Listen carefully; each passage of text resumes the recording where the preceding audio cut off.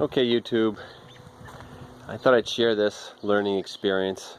I have a 2004 Durango with a 5.7 Hemi. It's got 104,000 miles on it. About 6 months ago I noticed that when the car sat for about an hour and a half after running, it wouldn't start. It almost sounded like it pre-ignited or pre-detonated, like it was flooded. So if I put my foot on the accelerator and open up the throttle body, then it would start up. Beyond that, there were no drivability issues whatsoever. There was no check engine light. There was nothing. When it was cold, it would start fine. If it sat for 8 hours, it would start fine. But if it sat for about an hour and a half after it was hot. So my thought was I was getting too much gas somewhere. My first diagnosis was a possible evap problem with the purge valve. But that would trigger a check engine light. And again, there's no check engine light, there's no codes or anything. Then I found out that if you have a leaky fuel injector, it will do the same thing. Because when the engine is turned off, the pressure on the fuel rail drops down, and that leaky injector will eventually stop leaking and the gas will evaporate. That's why it's fine when it's cold. But if you run the engine and you turn it off and you start it right away, it's still fine because the engine's so hot that any gas that's leaking is evaporating off very quickly.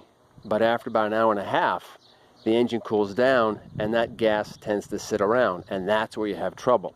It won't restart, unless of course you put your foot on the accelerator. So changing the injector was not difficult, just a little time consuming.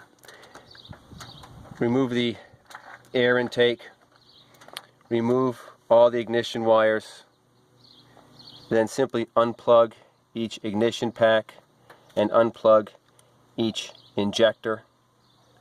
Then the fuel rail, which is obviously driver's side, and then it's got underneath here a cross connection, and there's the passenger side.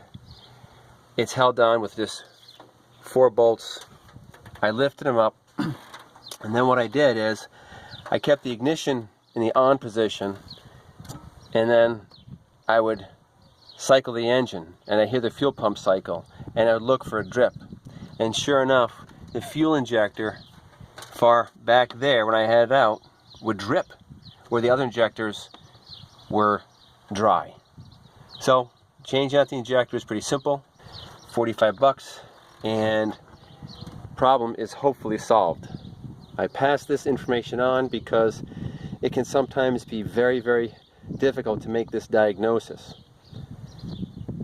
Crank, no start when hot, fix with putting your foot on the accelerator.